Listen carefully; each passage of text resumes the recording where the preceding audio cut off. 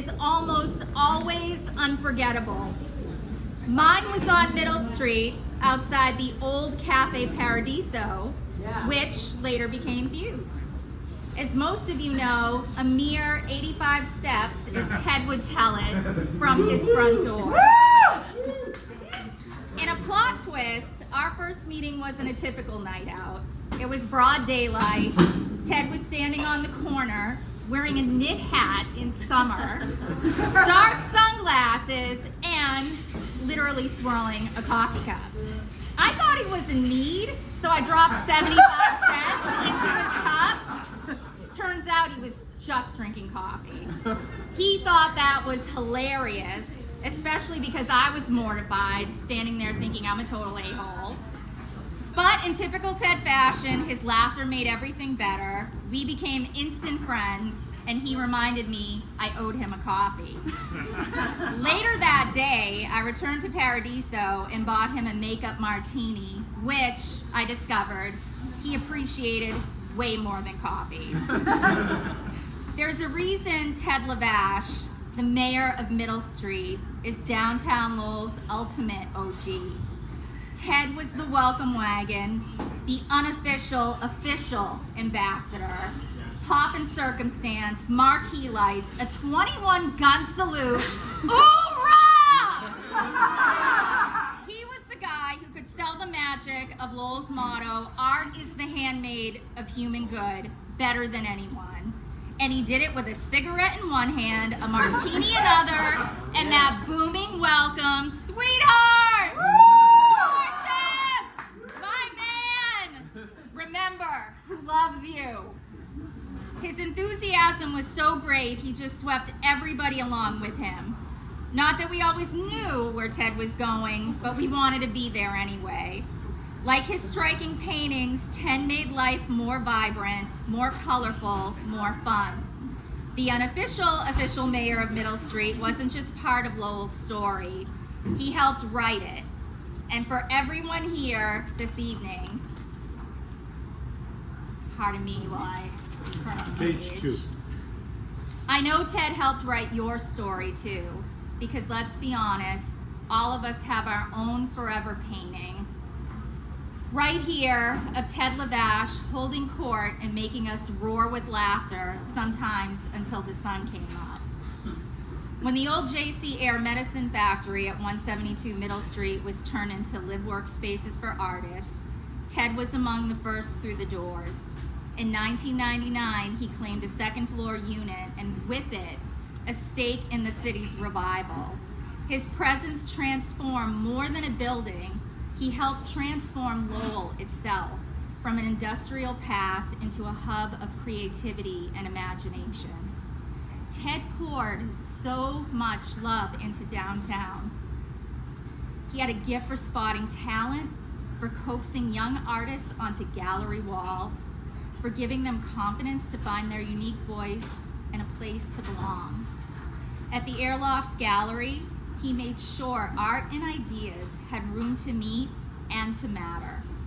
The consummate artist, he was equal parts mischief and creative spark, and the most loyal of friends. Just ask local artist Steve Severson, with whom Ted had breakfast every week for 25 years.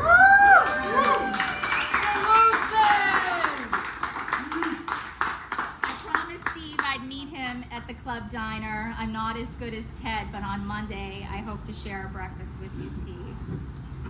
Or the countless friends here whom Ted helped with art shows or by lending an ear to listen, a shoulder to lean on, and constant encouragement, all wrapped in a charisma that made life downtown feel a little more like a Kerouac novel, one we all wanted to live in. 1 year after meeting Ted, he called me the girl next door, literally, when I became his Airlofts neighbor.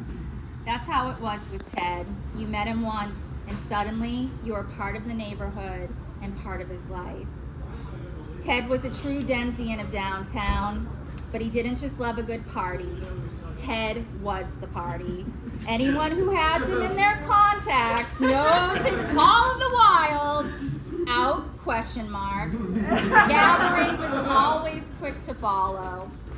He loved Middle Street in summer, when the brick backdrop burns red at sunset, when sidewalks spill over with people and music, when the city itself seems to stretch awake, ready for an impromptu parade led by the party band, a zombie crawl, or a guillotine grandpa. If you know, you know. If you don't, YouTube it at your own risk. Anything could happen next, and Ted thrived on the spectacular unpredictability of downtown Lowell. You couldn't possibly know Ted without knowing he was a U.S. Marine. And by the way, he happened to go through boot camp with Harvey Keitel. As Ted would say, "You're welcome, Harvey." He was also known for greeting every passing Marine in uniform with a proud Semper Fi. He loved live music.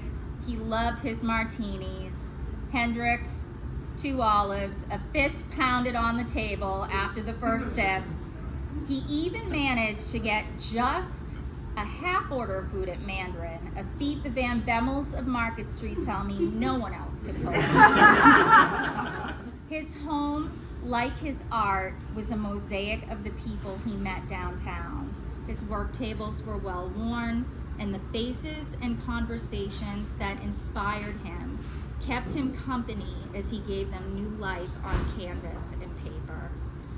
Our good friend Ted may have set down his glass, but he left us with a city lit brighter by his presence. His memory will keep calling us back to Middle Street, back to his favorite haunts. And yes, my friends, on August 31st, after Ted decided it was time to rest, 2 priests did walk into this bar. We suspect Ted was roaring with laughter over us. Those priests, chaplains at UMass Lowell, dedicated their mass to Ted that day. In these places where Ted held court, we'll raise a glass for our dear friend, one of the mad ones, mad to live, mad to talk, mad to be saved, desirous of everything at the same time. Ted's spirit will forever be a part of our Mad Lowell, etched into its art, its cobblestone streets, its stories. With a martini glass in hand, an open invitation, impossible to refuse, even more impossible to forget.